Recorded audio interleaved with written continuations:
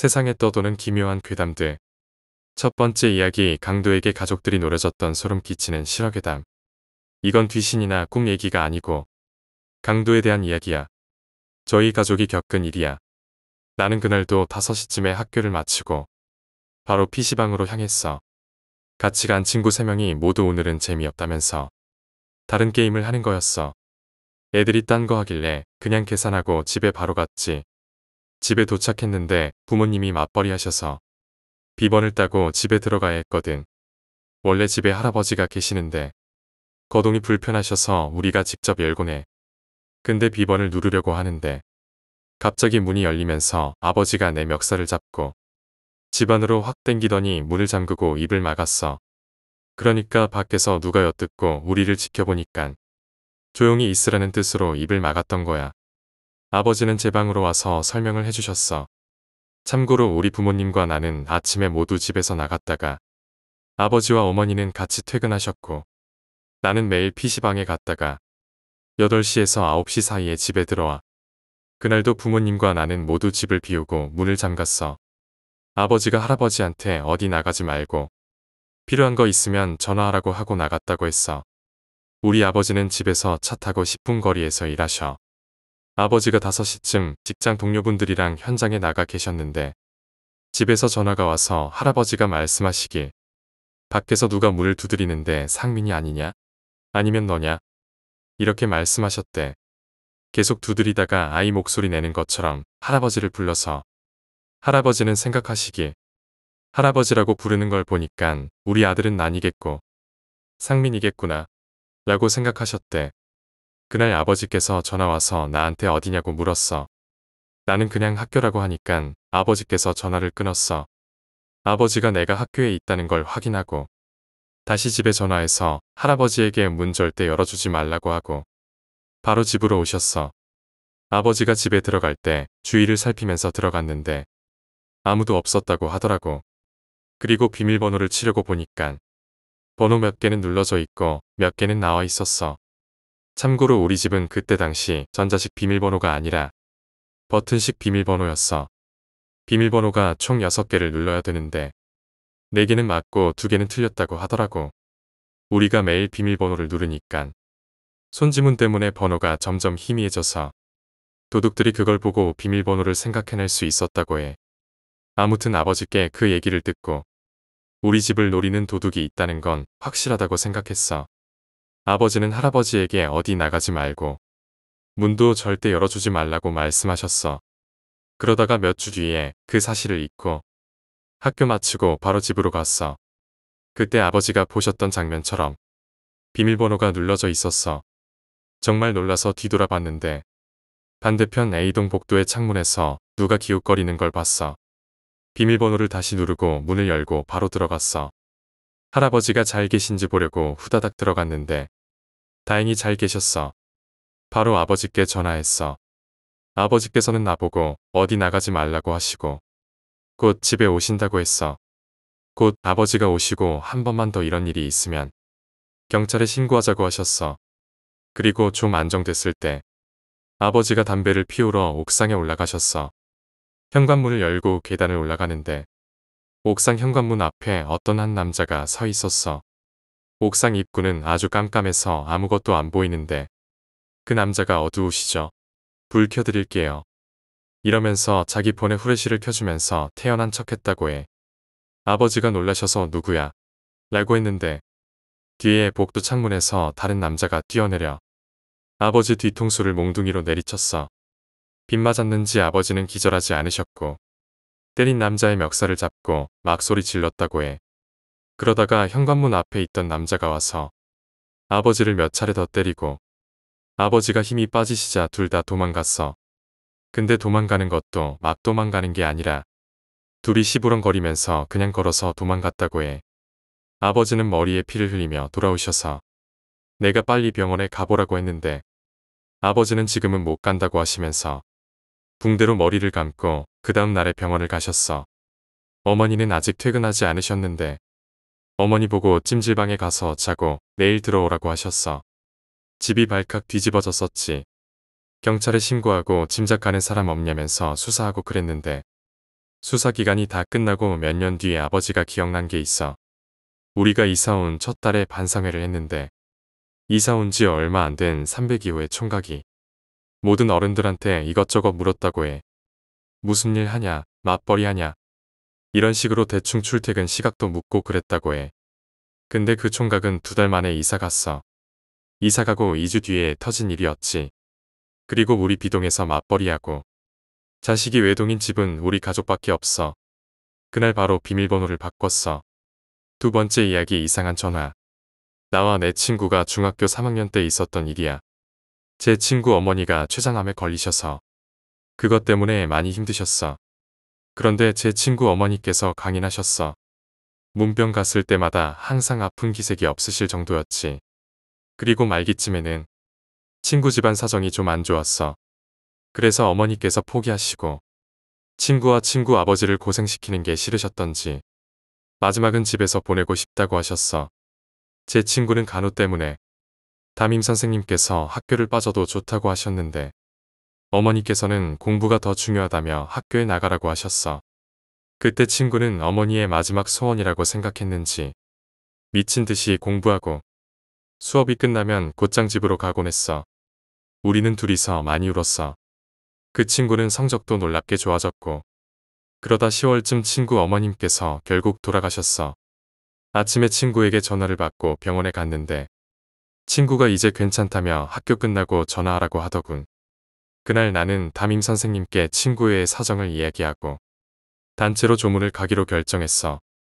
그런데 담임 선생님께서 갸우뚱하시더라고. 선생님께서는 어제 10시쯤 친구의 성적이 많이 올랐으니 힘내시라고 어머님께 전화를 드렸다고 하셨어. 하지만 어머니께서 전화를 받으셨을 때는 친구 가족 모두 병원에 계셨을 때였어. 선생님도 나도 모두 의아했어. 그리고 장례가 끝나고 친구 집에서 유품 정리를 도와주는데 친구 어머니가 돌아가시던 날 10시에 부재 중 전화가 찍혀 있다고 하더군. 번호를 확인해보니 담임 선생님의 번호였어. 통화 기록을 봐도 그날 통화한 기록은 없었어. 아마도 마지막으로 아들의 칭찬을 듣고 싶으셨던 게 아닐까 싶어. 세 번째 이야기 만화가게의 구더기.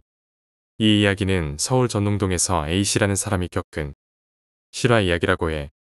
당시 문제가 됐던 만화가게는 서울 동대문구 전농동 지하 1층에 위치해 있었어. 가게 주인이 만화가게를 인수한 지 한 달밖에 안 됐을 때 일어난 일이야. 아이들이 만화책을 몇 권 보면서 짜장면을 먹다가 이상한 것을 발견했는데 바로 구더기였어. 곧바로 중국집에 전화를 걸어 항의했지만 책임이 없다고 하면서 전화를 끊어버렸어. 열이 받은 가게 주인은 아이들이 만화책을 몇 권 봤나 장부에 체크하던 중 건물주가 왔길래 이번 달 임대료를 건네주려고 했지. 그런데 갑자기 한 여자아이가 만화책을 집어던지고 비명을 질렀어. 건물주와 A씨가 급히 다가가 보니 만화책 안에 구더기가 있었기 때문이었어. 그걸 본 건물주는 혀를 차면서 가게 주인에게 청소를 잘하라고 핀잔을 주고 나갔어. 그리고 며칠 후 한 학부모가 만화가게로 와서 화가 나서 항의했어. 그 학부모는 아들이 빌려간 만화책에 있던 구더기 때문에 온 집안이 구더기로 뒤덮였다고 강하게 항의했어. 가게 주인은 일단 죄송하다며 사과하고 집으로 돌아온 뒤 샤워를 하고 다시 만화가게로 돌아왔는데 이상한 기분이 들었어. 한쪽 구석에서 아이들이 모여서 떨고 있었는데 가게 한 구석에 구더기가 잔뜩 있다는 이야기를 들었어. 다음날 건물주에게 불려가서 가게 관리를 어떻게 하길래 구더기가 아직도 나오냐고 꾸지람을 들었어. 가게 주인은 죽은 쥐 시체에서 구더기가 나온 것 같다고. 청소를 매일 하는데도 구더기가 계속 나온다며 하소연했어. 다시 가게로 돌아온 주인은 만화방에서 아이들과 TV를 보고 있었어. 그 순간 갑자기 만화가게가 정전이 됐어. 주인은 성냥을 켜서 주변을 밝혔는데 짜증을 내고 있던 여자아이 옆에 누군가 서 있었어. 하얀 블라우스를 입고 얼굴이 썩어 있는 여자가 있었는데 여자아이가 놀라서 소리를 지르려던 찰나 전기가 들어왔고 그 여자는 사라졌어. 며칠 뒤 가게 주인은 마지막 손님을 보내고 집에 가려고 가게 불을 끄는데 그 여자가 또 나타났어. 놀란 주인은 황급히 집으로 도망쳤어. 다음날 날이 밝자마자 건물주를 불러서 자초지종을 얘기했지만 건물주는 헛소리 말라며 짜증을 냈어. 그때 또다시 비명소리가 들렸어. 여고생이 본 것은 피범벅이 된 만화책이었어. 주인은 피가 묻어있던 만화책을 치워버렸고 만화책이 있던 자리에는 검붉은 자국이 남아있었어. 놀란 건물주와 주인은 책장을 드러냈는데 그곳에 한 여자의 시체가 있었고 손에는 주민등록증을 쥐고 있었어. 이제야 그동안 구더기가 생긴 이유와 이상한 냄새가 설명이 됐어. 시체의 정체는 이 주인이 인수하기 전에 만화가게의 전 주인이었어. 건물주가 월세도 내지 않고 사라졌다는 그 전 주인이었지. 이 여자 주인이 죽게 된 이유는 한 달 전 손님비 때문이었어. 그는 특별히 잘생긴 것도 아니고 숫기도 별로 없었어. 주인에게는 그냥 손님일 뿐이었지만 만화가게 주인을 짝사랑했었지. 그날도 어김없이 가게 마감 시간이 다가왔고 그 시간대에 만화가게의 손님은 빗뿐이었어. 만화책을 빌려 나갔는데 문 밖에서 주인을 쳐다보고 있었어. 다시 만화가게로 들어온 손님 비는 어떻게 해보려다가 반항하는 주인과 몸싸움을 벌였어. 비를 밀쳐내다가 여주인이 테이블 모서리에 머리를 부딪혀서 죽게 됐어. 어떻게 할지 몰라 하던 비는 시체를 만화책장 뒤에 숨기기로 결심했어. 그렇게 만화가게의 여주인은 억울한 죽음을 당한 거야. 건물주는 세입자가 갑자기 잠적한 줄 알고 자리를 내어놨던 거지. 아마 이때까지 벌어진 의문의 일들은 억울한 여주인이 자신의 죽음을 밝히고 싶었던 게 아닐까 싶어. 네 번째 이야기 인과응보. 같이 일했던 동료가 회사 대표로 있었을 때 이야기야. 그 동료는 모바일 게임 붐이 일어났을 때 창업했던 대표 출신 개발자였어. 게임 출시 후 한창 성공 가도를 달리고 있었어. 그래서 회사 재정적으로나 장래가 밝아 보였던 회사였다고 해. 그 동료를 이에 대표라고 부를게. 다음 출시할 게임을 만들고 있었을 때 일이 터졌어. 한 명의 개발자가 연봉 협상 때 500 이상을 올렸음에도 이직을 했어. 대표는 더 좋은 제의로 이직하는 걸 거라고 대수롭지 않게 생각했대. 그리고 몇 개월 후 팀장급들이 한 명씩 차례차례 나가기 시작했고 작업자들의 이탈도 한 명씩 진행됐다고 해. 대표 입장에선 개발자들의 이탈로 개발 진행 속도가 느려지는 게 느껴졌어. 퇴사자들이 퇴사할 때 표정이 한결같이 밝아 보였다고 했어. 대표는 퇴근길에 일이 너무 안 풀려서 깊은 고민으로 길거리를 걸어가고 있었대. 그러던 중 길거리에 차려져 있는 점집이 보였대. 되는 일이 없으니 점이나 보자며 그 점집에 들어갔어. 한겨울의 서리가 느껴질 정도로 누추한 점집이었대.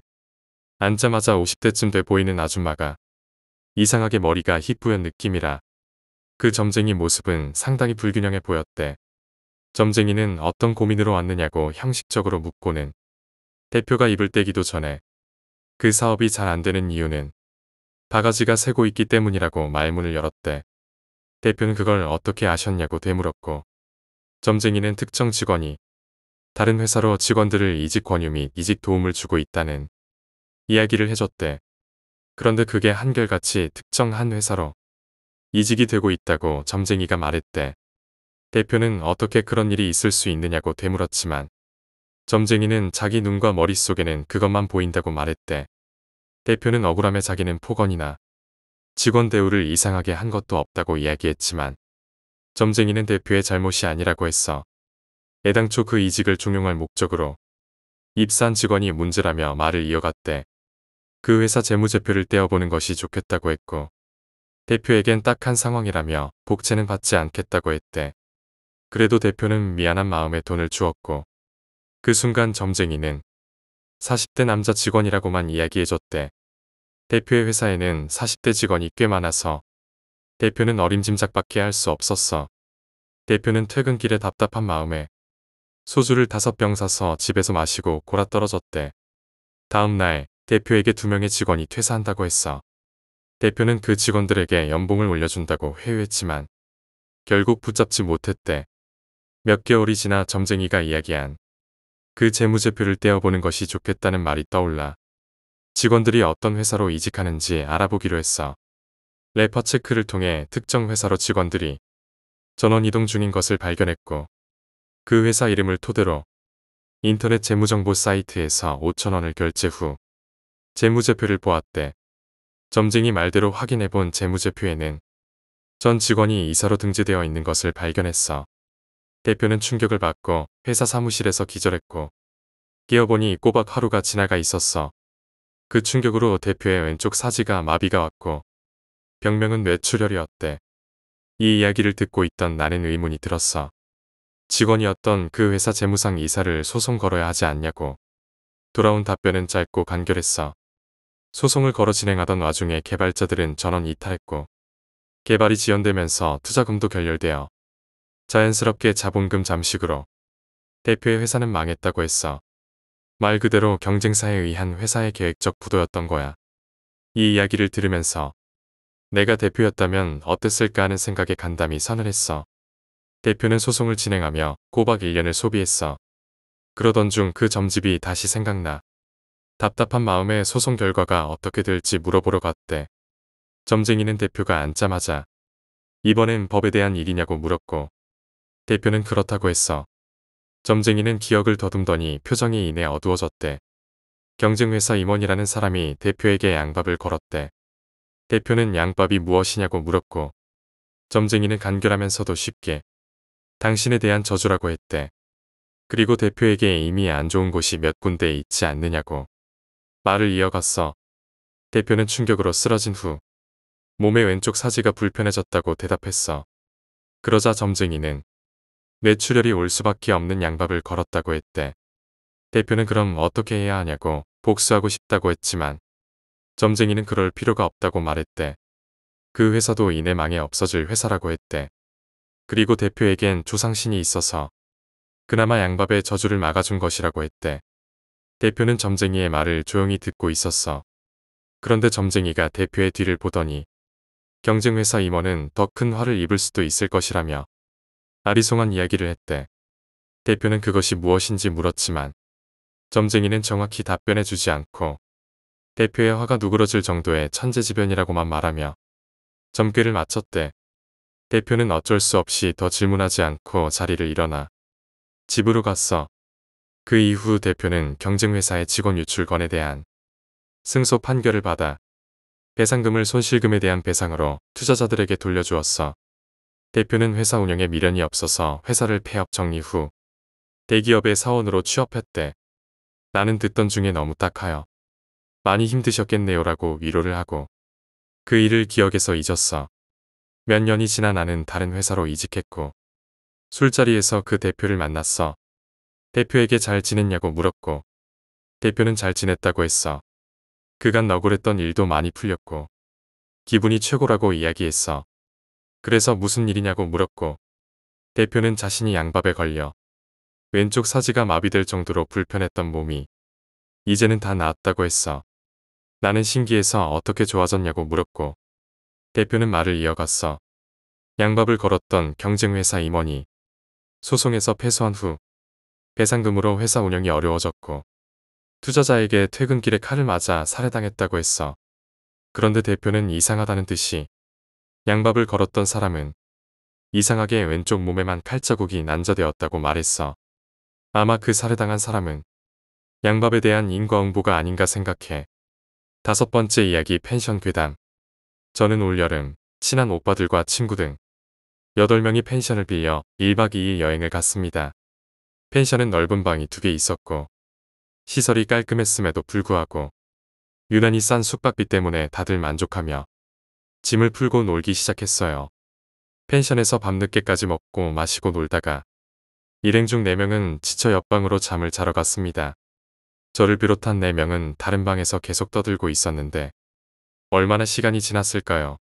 갑자기 자러 들어간 언니 중 한 명이 천천히 엉금엉금 기어 나오더군요. 그러더니 방문과 현관문 사이에 놓인 냉장고에 머리를 쿵쿵 박는 것이었습니다. 그렇게 머리를 박더니 다시 자던 방으로 엉금엉금 기어 들어갔습니다. 처음에는 잠이 덜 깬 건지 그 모습이 너무 웃겨서 깔깔거리며 웃었는데 점차 아무도 웃지 않게 되었습니다. 왜냐하면 방으로 기어 들어간 언니가 다시 천천히 기어 나오더니 또 냉장고에 머리를 박고 다시 들어갔다가 다시 나와서 또 쿵쿵 박았거든요. 점차 우리는 무서워져서 그 언니를 깨워야겠다고 생각하고 언니를 일으켜 세워 억지로 잠을 깨웠습니다. 그랬더니 정신을 차린 언니가 마구 울더군요. 그렇게 한참을 울더니 우리가 놀고 있는 방 구석에 자리를 잡고는 다시 잠을 청했습니다. 우린 괜히 오싹하기도 하고 기분도 묘해져서 더 놀 기분도 들지 않아 다들 그 방에서 한 자리씩 차지하고 잠을 청했어요. 다음 날 짐을 싸서 집으로 돌아오는 길에 우리는 궁금해져서 그 언니에게 어젯밤에 왜 그랬는지 물어보았습니다. 그러자 그 언니를 비롯해 옆방에서 잠을 자던 4명의 친구들까지 전부 표정이 어두워졌습니다. 그 친구 중 한 명이 천천히 말을 꺼냈습니다. 옆방에서 자던 언니를 비롯한 일행 4명은 전부 동시에 가위에 눌렸다고 합니다. 그리고 4명이 동시에 머리를 산발한 어떤 여자 귀신을 봤다고 해요. 그 여자 귀신은 4명을 천천히 둘러보더니 결정했다는 듯이 그 언니의 머리채를 잡고 밖으로 질질 끌고 갔다고 합니다. 그 언니는 당연히 끌려가지 않으려고 저항하다 냉장고에 머리를 박았고 냉장고에 걸려 귀신이 머리채를 놓치면 언니는 다시 방으로 도망갔다가 다시 끌려 나오길 반복했다고 합니다. 그리고 나머지 3명은 가위에 눌린 채로 언니가 귀신에게 끌려다니는 광경을 지켜봐야 했다고 합니다. 6번째 이야기 아주머니의 상체. 30년 전 이야기야. 이젠 나도 중년의 나이로 접어들었지만 그때의 일은 잊을 수가 없어. 당시 12살이었던 나는 강원도로 잠시 내려가게 되었어. 할머니와 할아버지는 작은 구멍가게를 가지고 계셨는데 덕분에 나는 매일 주전부리를 먹을 수 있었어. 어느 날 나는 친구들과 함께 숲속 계곡으로 가게 되었어. 친구들이 물장난을 하고 노는 동안 나는 장수풍뎅이나 사슴벌레를 잡으려고 산속을 샅샅이 헤매고 있었어. 그러다 철조망이 보였어. 소나무들 사이엔 송이버섯이 자라고 있었고 곤충들도 많았지. 난 이끌리듯이 철조망에 뚫린 곳으로 들어갔어. 곤충 잡기보다 송이버섯들을 따는 데 전념했지만 송이를 따서 너무 기분이 좋았어. 그렇게 점점 깊숙이 들어가던 도중 어느 나무 뒤에 시뻘건 피 웅덩이가 보였어. 그 자리에서 얼어붙고 말았어. 산속에서 피 웅덩이를 보는 일이 결코 평범한 일은 아니잖아. 송이버섯이 든 곤충 채집망을 세게 움켜쥐고 나는 나무로 다가갔어. 피 웅덩이뿐 아니라 주변에 검은 자국들도 보였어. 검은 자국뿐 아니라 사람의 손도 보였어. 나무 뒤를 바라본 나는 비명을 지르고 말았어. 상체만 남은 아주머니가 실핏줄이 터진 눈으로 하늘을 부릅뜨고 바라보고 있었어. 옆에는 송이버섯들이 굴러다니고 있었어. 뒷걸음을 치다가 나는 넘어져 버렸어. 난 아주머니에게 시선을 고정하고 있었어. 그러자 거짓말처럼 아주머니의 눈알이 내 쪽으로 빙글 돌아갔어. 부릅뜬 눈이 내 쪽을 바라보는 순간 나는 기절하고 말았어. 나중에 친구들에 의해 구조되었어. 내가 들어간 곳은 지뢰가 깔려있던 장소로서 지뢰 제거가 끝났지만 아직 남아있을지도 모르는 위험천만한 지역이었어. 불과 하루가 되지 않아서 그 아주머니가 그곳에서 폭사당했고 나도 그 수순을 밟을 뻔했어. 사람들은 아주머니가 죽은 지 하루가 되었다고 했지만 나는 아직도 그 결과를 믿을 수가 없어. 그 아주머니는 혹시 내가 올 때까지 살아계셨던 것이 아닐까. 7번째 이야기 인문대의 귀신. 우리 학교는 인문대가 여러 곳이 있어. 내가 졸업한 지 10년이 다 되어 잘 기억은 안 나지만 정문 근처에 있는 곳이 1호관이야. 근데 여기는 절대 저녁에 4층에 혼자 있지 말라는 선배들의 경고가 있었어. 내 때만 해도 똥군기가 넘치던 시절이어서 선배 말이 헌법 수준으로 무서운 시절이었지. 우리는 그곳에 아예 가지 않았어. 근데 사람이 하지 말라고 하면 하고 싶어하는 법이잖아. 특히 우리 학과 여자애들 중에서는 활발한 애들이나 호기심이 강한 애들이 많아서 기숙사에 살던 애들이 날짜와 시간을 정해서 인문대 4층에 갔던 거야. 다음 날 1교시가 수업이라 당시 자취 중이던 나는 일찍 전공 수업을 수강하러 인문대에 갔는데 구급차가 와 있고 누군가 실려가더라고. 내가 옆에서 구경하던 사람에게 무슨 일이냐고 물으니 우리 과 애들이 거품 물고 기절한 걸 아침에 청소하던 미화원분이 발견했다고 하더군. 이 부분은 당시 퇴원한 애들한테 직접 들은 이야기야. 얘네 말로는 기숙사 통금이 11시인데 겁 없이도 2층에서 커튼을 연결해 뛰어내려 탈출했고 인문대 1호관에 4층에 가보기로 했던 거였대. 1호관까지 갔는데 너무 어두워서 무서웠기에 기차 놀이하듯 서로 어깨에 손을 올리고 올라갔대. 그 후 4층까지 올라왔고 선배들이 밤늦게 절대 들어가지 말라는 문제의 호실까지 들어갔는데 아무것도 없었대. 그래서 선배들이 거짓말을 한 거라고 생각하고 안심하고 나가려고 했는데 문이 잠겼대. 그리고는 불이 깜빡거리면서 강의실 전등이 깜빡깜빡 켜졌대. 검은색 그림자 4개가 창문 맞은편 벽에 비쳤는데 빛이 반사가 되면서 보이니까 더 공포스러웠다고 해.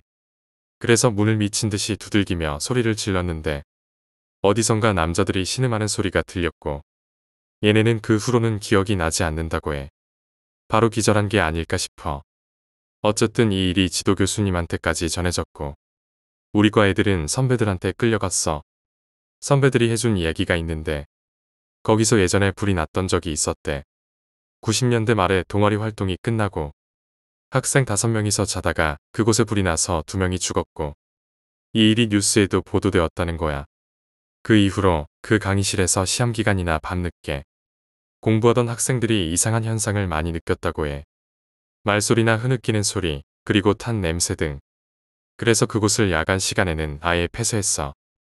이후 졸업하고 나서 나는 그곳에 가본 적이 없어서 모르는데 지금은 어떨까 싶어. 들어보니 인문대는 아예 재건축도 안 해서 건물이 그대로라고 들었어. 8번째 이야기. 진짜 무서운 건 사람이지. 내가 초등학교 6학년 시절에 겪었던 소름 끼치는 이야기를 해보려고 해. 인간이 얼마나 소름 끼치게 무서운 존재인지 실감하게 될 거야. 우리 아버지 친구분 중에 어떤 아저씨가 계셨는데 구리시 근처에서 조그마한 점포를 운영하셨어. 돈을 꽤 많이 버시는 편이었나 봐. 아주 어릴 적부터 아빠를 따라서 그 아저씨네 집에 놀러 가곤 했었어. 지금 생각해봐도 엄청 잘 살았던 것 같아. 넓은 마당이 있는 2층 집이었는데 겉으로 보기에도 어마어마하게 넓었어. 초록색 대문을 열고 들어서면 양옆으로 넓은 잔디가 깔려 있었고 한참을 걸어가야 그 집 현관문에 도착할 수 있을 정도였지. 내 어릴 적 기억으로 말하자면 그 아저씨의 아들이 되고 싶을 정도였어. 아저씨는 부인과 아들 2명이 있었는데 당시 큰아들이 20살이었고 작은 아들이 중학생이었어. 내가 집에 놀러가는 날이면 2명의 형들은 마치 친동생처럼 나를 돌봐주곤 했어. 오락실에 데려가서 게임도 시켜주고 문방구에 들려 로봇도 사주었지. 그리고 자전거 뒤에 태우고 동네 여기저기를 구경시켜주곤 했어. 당시 그 집이 위치해 있던 곳은 구리시 사거리에서 의정부 방향으로 가는 길목에 있었어. 그때까지만 해도 한적한 마을이었지. 아마 지금 30대 중후반 정도 되는 나이대라면 알 수도 있을 거야. 단독주택을 개조해서 만든 구멍가게 말이야. 당시에는 슈퍼가 많지 않아서 그렇게 만든 가게가 곳곳에 있었지. 내가 지루해할 때면 작은 형은 집 뒤편에 있는 가게에 들려 컵라면 모양의 아이스크림을 사다 주곤 했어. 외아들로 자라서인지 외로움을 많이 타던 나에게 그 2명의 형들은 든든한 보호막 같은 존재였어. 아저씨와 아주머니 2분 모두 외모가 출중하셨고 성격도 좋으셔서 주위의 사람이 항상 북적거렸어. 당시 아저씨의 차는 각 그랜저였는데 주말이면 항상 우리 부모님과 함께 민물 낚시를 다니곤 했어. 지금 생각해보면 그 당시의 각 그랜저는 지금의 벤츠 이상 급이었을 거야. 아무튼 어릴 적 추억이 많았던 분들이었어. 겨울방학 때였어. 나는 집에서 친구들과 놀고 있었어. 저녁 무렵에 전화 한 통이 울렸고 아버지가 전화를 받으셨어. 전화를 받으시던 아버지의 침묵이 지금도 느껴지는 듯해. 전화를 끊은 아버지는 아무 말씀도 없이 방으로 들어가셨어. 침울한 표정으로 한참을 계시던 아버지는 여기저기 전화를 걸고는 집 밖으로 나가셨어. 그날 아버지는 집에 들어오지 않으셨어. 다음 날 저녁에야 들어오셨는데 고향 친구분들이 여러 명 같이 오셨어. 어린 마음에도 상황의 심각성이 느껴질 만큼 어른들의 표정은 암울했어. 아버지는 내 작은 손에 1,000원짜리 몇 장을 쥐어주시며 친구들과 나가서 과자 사 먹고 오거라 라고 말씀하셨어. 어른들의 대화가 너무 궁금했던 나머지 엿듣지 말아야 할 것을 들어버린 거야. 아저씨 집에 강도가 침입해서 아저씨와 아주머니를 칼로 무참히 찔러 살해했다는 거야. 경찰이 조사 중이라고는 했지만 아버지와 친구들은 범인이 누군지 대충 짐작하고 있는 듯했어. 9시 뉴스에도 보도될 거라고 말씀하셨어. 정말 멍한 기분이었어. 마치 꿈을 꾸는 듯한 착각이 들 정도였지. 나는 할머니 방에 들어가 TV를 켜고 뉴스를 보고 있었어. 아저씨 사건이 뉴스에 나오지 않기를 간절히 바라면서 말이야. 뉴스가 끝나갈 무렵 마지막 기사에 아저씨의 얘기가 나왔어. 방송된 시간은 1분도 되지 않았던 것 같아. 며칠이 지나도록 아버지는 시무룩한 표정을 짓고 계셨어. 나는 그 이유를 알고 있었지만 아무런 질문도 하지 않았어. 며칠 후 아버지와 친구분들이 한자리에 모여 계셨지. 나는 어른들의 대화를 들었어. 사건 당일 아저씨 부부는 각자 다른 위치에서 살해된 채로 발견되었는데 아주머니는 주방에서 거실 중간, 아저씨는 안방에서 처참하게 돌아가셨어. 그날 밤 작은 형과 큰 형 모두 친구네 집에서 자고 들어오게 되었던 날이었대. 경찰 조사 결과 범인은 현관문 유리창을 깨고 손을 넣어 문고리를 열고 침입했다고 했어. 복면을 쓴 채로 한 손에는 칼을 들고 침입한 거야. 그러다가 물을 마시기 위해 주방에 있던 아주머니를 칼로 찌르게 되었고 후에 안방에 들어가서 자고 있던 아저씨를 무참히 살해했어. 정작 없어진 물건은 반지와 목걸이가 대부분이었는데 금품을 목적으로 들어온 것은 아닌 것 같다고 하더군. 경찰이 조사한 결과 작은 형은 친구네서 자다가 다음 날 아침에 들어온 것이 맞지만 큰 형은 알리바이를 증명할 수 없었어. 경찰이 눈여겨봤던 것은 큰 형의 오른손목에 난 긁힌 자국이었어. 그것이야말로 문제 해결의 열쇠였어. 손목의 상처가 현관 유리 틈으로 손을 넣고 문을 열려고 하다가 난 상처라는 것에 확신을 가진 형사들이 큰 형을 추궁했어. 결국 그 형은 자포자기하는 심정으로 사건에 대해 입을 열었어. 동네 사람들의 증언도 한몫했지. 큰 형이 사귀던 여자가 있었는데 결혼 자금으로 500만 원을 준비해 오라고 했다고 해. 지금으로 치면 수천만 원 정도 되는 큰 돈이었겠지. 어린 놈이 무슨 결혼이냐면서 돈을 요구한 여자 얼굴 좀 보자며 큰 형을 다그치는 아저씨와 돈만 마련해주면 나가서 살겠다는 큰 형의 말싸움이 매일 밤마다 시작되었대. 시끄러워서 잠도 못 잘 정도로 심하게 싸우던 날이 많았다고 하더군. 그런 일이 반복되다가 결국 사건이 일어나고 만 거야. 부모의 사망보험금을 노린 큰 형이 강도로 위장해서 집에 침입한 거지. 주방에서 마주친 엄마의 가슴과 배를 무참히 찔렀어. 더욱 충격적인 건 마지막으로 찌른 부위가 목이었다는 거야. 그때까지도 살아있는 자신의 부모의 목에 칼을 겨눈 거였어. 그리고는 유유히 안방으로 들어가 술 취해 잠들어 있는 아버지를 수십 군데 찔러서 숨지게 했어. 얼마나 아팠을까? 상처의 아픔보다 아들의 무너진 미래가 어머니의 마음을 더 아프게 했을 거야. 경찰이 혀를 내두르면서 말했다더군. 큰 아들의 발목에 깊이 패인 손톱 자국이 여러 군데 있었는데 아마 어머니가 아버지를 죽이러 가는 아들을 말리려고 필사적으로 잡고 있었던 것 같다고 말이야. 더 큰 죄를 짓지 않도록 막고 싶었던 어머니의 마음이 아니었을까? 그 이후의 소식은 전혀 알 수 없었어. 다시는 그 사건에 대해 어떤 말도 하지 않으시던 아버지와 친구들이었으니까. 이 일은 1993년도에 일어난 사건이야. 아마도 찾아보면 그 뒷내용을 알 수 있지 않을까? 사건이 일어나기 전 자전거를 태워주며 큰 형이 나에게 속삭였던 말이 문득 생각난다. 너는 엄마랑 아빠가 좋아? 9번째 이야기 숲속의 그 집. 어느 여름밤 나는 친구들과 함께 오래전부터 계획했던 캠핑을 떠나기로 했어. 우리는 도시에서 벗어나 한적하고 조용한 곳을 찾았고 산 깊은 곳에 위치한 작은 숲 근처에 적당한 장소를 발견했어. 그곳에는 오래된 집이 있었고 주변에 사람들이 사는 흔적은 전혀 보이지 않았어. 낡은 집은 거의 폐가에 가까웠고 오래전에 누군가 살았던 것 같은 기분을 들게 했어. 집은 붉은 벽돌로 지어졌고 창문은 모두 깨져 있었어. 집 주변에는 나무들이 울창하게 자라 어둠 속에서 마치 그곳을 보호하는 듯한 느낌을 주었지. 친구들은 그 집이 무섭다며 들어가지 않기로 했지만 나는 호기심을 참지 못하고 집안을 둘러보기로 했어. 밖에서 보는 것과 달리 안에는 먼지가 가득했고 천장에는 거미줄이 엉켜 있었어. 그러다 갑자기 내 발밑에서 무언가 부서지는 소리가 들렸어. 그 소리는 부서진 나무 바닥 아래에서 나는 소리 같았어. 무심코 발을 내디뎠을 때 바닥 일부가 푹 꺼졌고 나는 얼어붙은 기분으로 바닥 아래를 들여다봤어. 낡고 무너져가는 나무 틈 사이로 보인 것은 깊은 어둠 속에 가려져 있던 무언가였어. 그 순간 기분 나쁜 냄새가 코를 찔렀고 나는 본능적으로 뒤로 물러났어. 하지만 그때 이미 너무 늦었어. 바닥 밑에서 무언가가 기어나오는 소리가 들렸고 곧이어 손처럼 보이는 것이 천천히 나무 사이로 올라왔어. 어두운 공간 속에서 손이 나온다는 건 상상만으로도 끔찍했어. 나는 숨을 죽이고 그 손을 바라보았어. 손은 천천히 바닥을 짚으며 기어 올라왔고 그 다음엔 얼굴이 보였어. 그 얼굴은 썩어가고 있었고 피부는 검게 변색되어 있었어. 하지만 그 얼굴을 본 순간 나는 더 이상 움직일 수 없었어. 그 얼굴은 분명 누군가의 것이었지만 더 이상 사람의 형체라고 부르기엔 너무나도 기괴했어.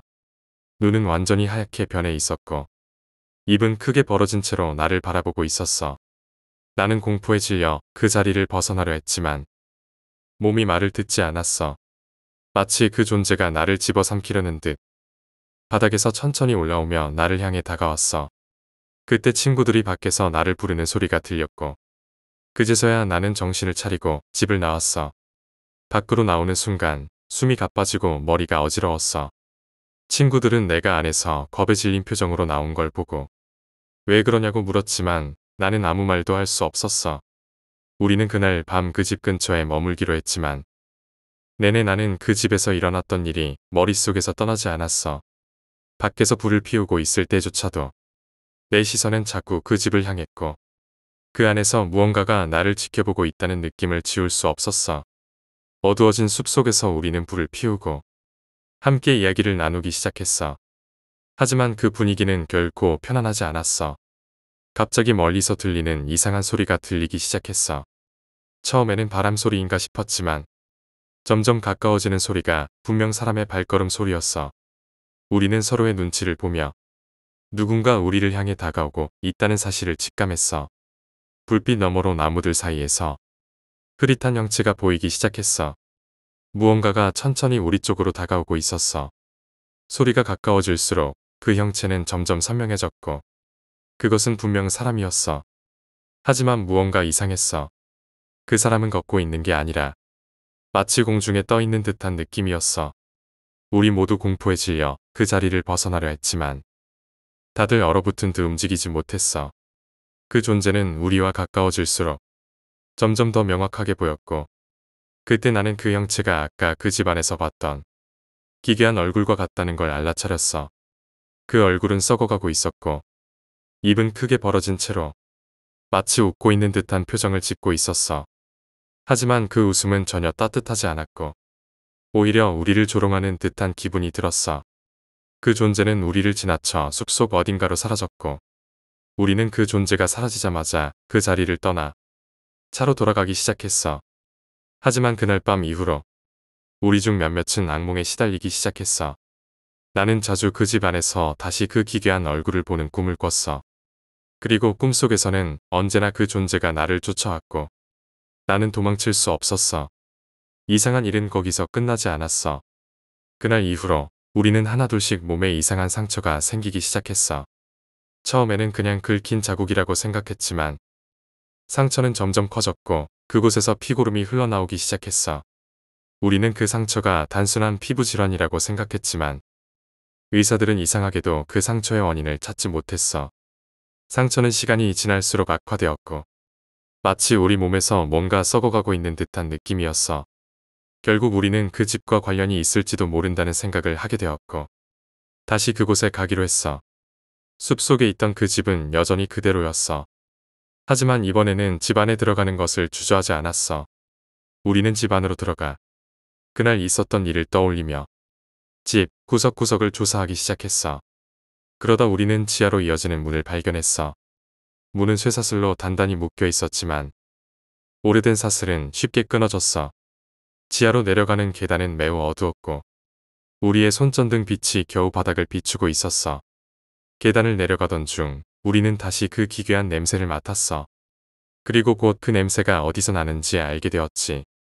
지하에는 수십 개의 작은 방이 있었고 그 방 안에는 오래된 시체들이 쌓여 있었어.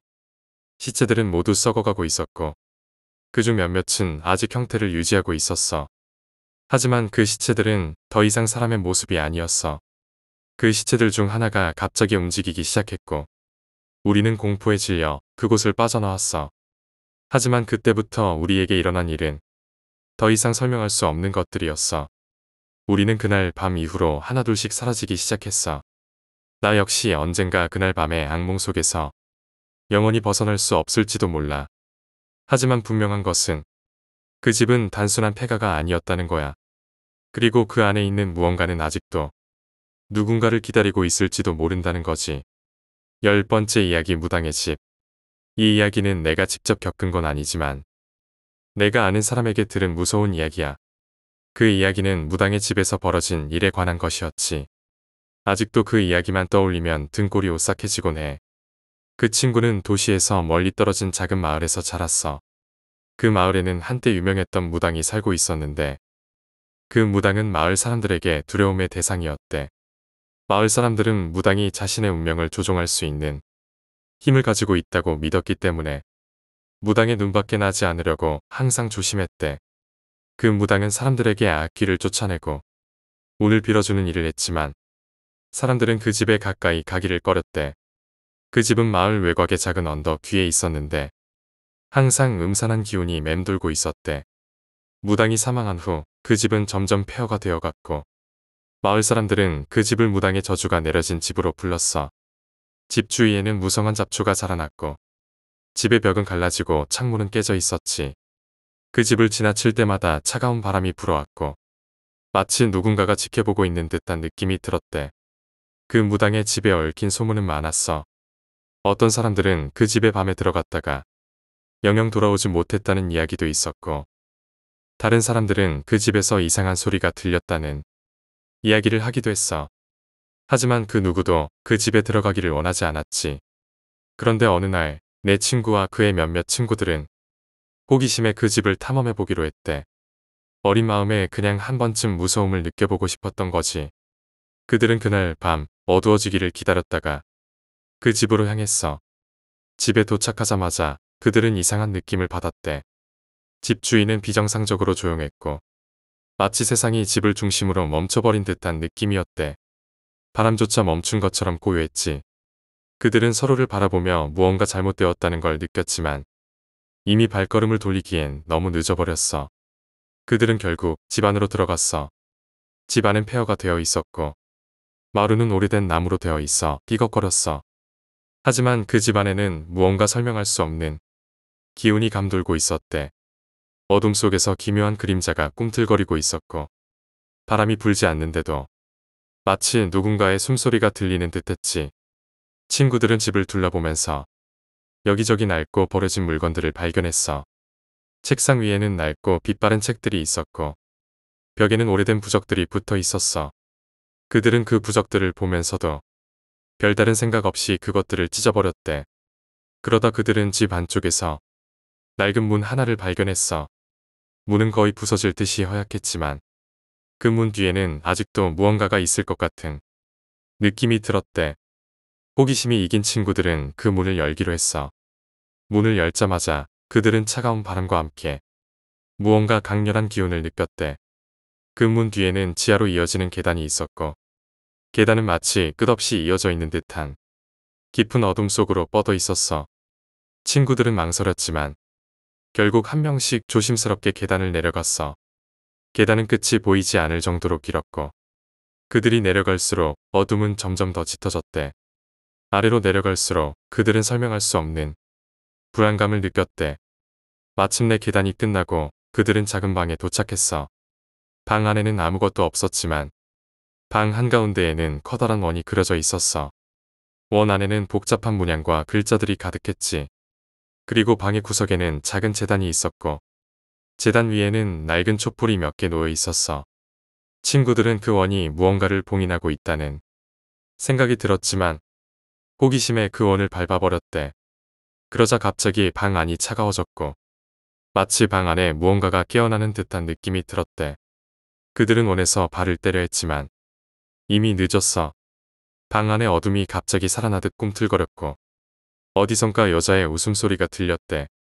그 소리는 점점 커지며 그들의 주위를 감쌌고 그들은 공포에 질려 그 자리에서 도망치기 시작했어. 하지만 계단은 끝없이 이어졌고 아무리 달려도 출구는 보이지 않았어. 그때 친구 중 한 명이 소리를 질렀어. 그의 발목을 무언가가 잡아당기고 있었어. 그 손은 차갑고 죽은 듯한 느낌이었고 그는 발목을 잡은 손에서 벗어나기 위해 필사적으로 발버둥쳤지만 손은 점점 더 강하게 그를 끌어당겼대. 다른 친구들이 그를 도우려고 했지만 그 순간 방 안의 어둠이 그들을 집어삼키듯 덮쳐왔어. 그들은 서로를 붙잡고 소리쳤지만 그 어둠 속에서 그들은 서로를 찾을 수 없었어. 그 어둠 속에서 그들은 이상한 광경을 보았대. 눈앞에 떠오르는 기괴한 얼굴들. 죽은 자들의 손이 그들을 향해 뻗어나오고 있었지. 그리고 그들의 귀에 들려오는 건 여자의 낮고 음산한 속삭임이었대. 그 속삭임은 그들의 이름을 부르고 있었어. 친구들은 그 소리에 귀를 막으려 했지만 그 소리는 마치 머릿속에서 직접 들리는 것처럼 어디에서도 피할 수 없었대. 어떻게든 그들은 계단을 다시 올라가기 시작했어. 하지만 올라가면서도 그 소리와 기괴한 환영들이 끊임없이 그들을 괴롭혔대. 그리고 그들이 계단을 오르는 속도는 점점 느려지기 시작했어. 마치 그들의 몸이 점점 무거워지는 것 같았대. 겨우 집 밖으로 나온 그들은 밖에서 기다리고 있던 다른 친구들에게 이야기했지만 그 친구들은 무슨 일인지 전혀 알 수 없었대. 그들이 집 안에 들어가 있었던 시간은 불과 몇 분밖에 지나지 않았다고 했거든. 하지만 집 안에서의 그 짧은 시간이 그들에게는 몇 시간이 넘게 느껴졌어. 그리고 그 집을 떠난 후에도 그들은 계속해서 이상한 일들을 겪기 시작했어. 친구들은 악몽에 시달리기 시작했어. 꿈속에서 그들은 다시 그 지하방으로 돌아가 여전히 자신들을 향해 손을 뻗고 있는 그 기괴한 손들을 보았대. 그리고 꿈속에서 그들을 부르는 그 여자의 음산한 목소리는 결코 사라지지 않았어. 더 이상 견딜 수 없게 된 친구들은 마을의 어르신에게 찾아가 그 이야기를 했대. 그러자 어르신은 그 집에 절대로 들어가지 말았어야 했다고 경고했어. 그 집은 예전 무당이 살던 곳이었고 그 무당은 살아생전에 많은 영혼들을 다루었대. 그 무당은 마을 사람들에게 힘을 빌려주기도 했지만 때로는 자신의 이익을 위해 어둠의 힘을 사용하기도 했대. 그 무당은 죽기 전 자신의 집에 강력한 주술을 걸어 자신의 영혼과 함께 죽은 영혼들을 그 집 안에 가두어 놓았다고 했어. 어르신은 그 친구들에게 그 집에 들어갔던 것을 후회해도 이미 늦었으며 그들이 보고 들은 것은 단순한 환영이 아니라 실제로 그 집 안에 갇혀있는 영혼들의 저주라고 경고했어. 친구들은 그날 이후로도 계속해서 악몽에 시달렸고 그중 몇몇은 집을 떠나 다른 곳으로 이사를 갔지만 그 악몽은 결코 그들을 놓아주지 않았대. 그들은 결국 무당의 집에 다시 돌아가 그곳에 걸려있는 주술을 풀기 위해 노력했지만 아무도 그 주술을 풀 방법을 몰랐어. 그 집은 결국 마을에서 잊혀졌고 아무도 다시 그 집에 들어가지 않았대. 하지만 그 집은 여전히 그곳에 있어. 어쩌면 지금도 그 집 안에 갇혀있는 영혼들이 자신들을 풀어줄 누군가를 기다리고 있을지도 몰라. 그리고 그 집에 다시 발을 들이는 사람은 그 영혼들의 저주를 받을 수도 있을 거야.